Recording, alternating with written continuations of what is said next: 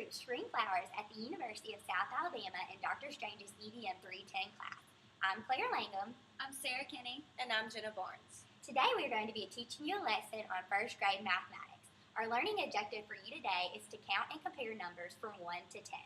The first part of our lesson will consist of manipulating objects to gain a better understanding of the connection between the representation of a number, the number symbol, and the number word.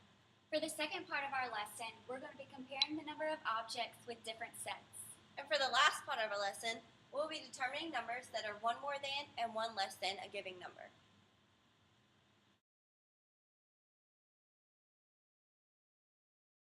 For the first part of our lesson today, we are going to learn how to use manipulating objects. Manipulating objects, normally defined as physical objects that are used to teach as hands-on experience with mathematics. They are also used for students to form the connections between number symbols, representation of numbers, and number words. So, today we have two hearts, we have the word to, and we have the number to. So we are going to connect them whichever one they go with. To begin with, we have the two hearts. So, which one would the two hearts be?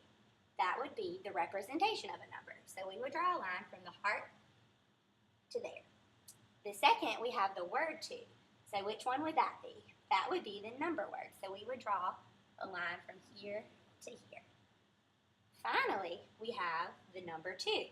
So, process of elimination, we have one left, so that's the number symbol. So we are going to draw a line here. Manipulatives are really good for the classroom because they really do engage students in hands-on experiences, and the teachers take a lot of time to teach these to the kids, so it really ends up helping them in the end. And that's how you use manipulating objects. For the second part of our lesson, we're going to be comparing different objects with numbers. Comparing means to put two things side by side and see if they're the same or if they are different. We're going to start off by looking at the top of the screen at the stars. There are 1, 2, 3 different stars at the top. So we are going to compare those with the numbers. We have the numbers 5, 7, and 3. So we're going to compare the stars and match it with the number 3. Now we're going to move on to the suns. We have 1, 2, 3, 4, 5 suns. So we have the numbers 5 and the number 7 left. We're going to compare it with the 5. And last we have clouds. There are 1, 2, 3, 4, 5, 6, 7 clouds. So we're going to draw a line connecting it with the number 7. And that's how you compare different objects with numbers.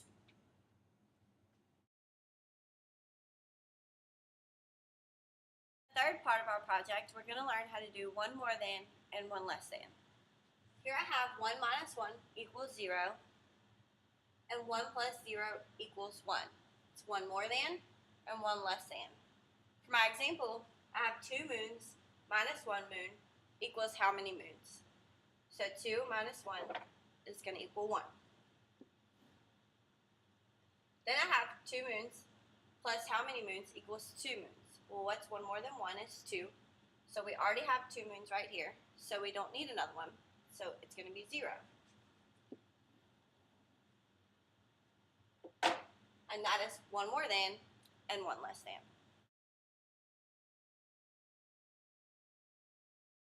To go along with our lesson today, we found a really good interactive mathematics website that's going to be a really good teaching tool in the classroom.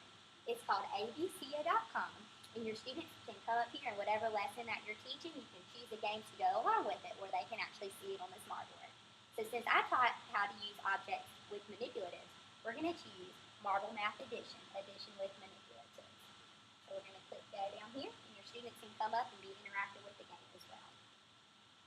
So the first question is, how many is 1 plus 0? And all you have to do, it gives you 3 choices right here. You have the choices of 1, 3, and 5. So the answer to that would be 1. So you just click it, and it tells you up here if you got it right or not. The next question that we have is, how many is 4 plus 1? So we have the answers of 3, 1, and 5. So 4 plus 1 would be 5. And again, it tells you if you got it right or not. And our our final question today is how many is 3 plus 0? So we have the choices of 5. Another great game that we found that goes along with my lesson of comparing different objects to numbers is the counting fish game.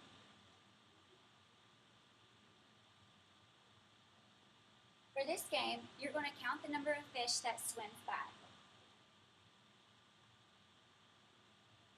There's 1, 2, 3, 4 different fish. And it tells you when you get your answer right. Now we have 1, 2, 3, 4, 5 different fish. And you have to make sure that you don't count any of the sharks or octopuses.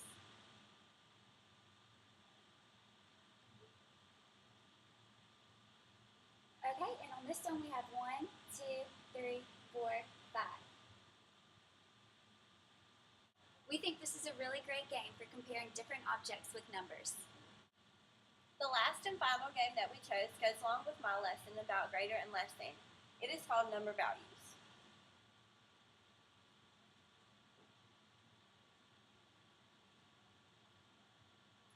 You count them.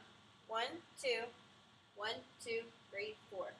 So it's 2 less than, greater than, or equal to 4. It's less than, so you press the less than. The second one is 1, 2, 3, 1, 2, 3. So it's 3 less than, greater than, or equal to 3. What is or equal to?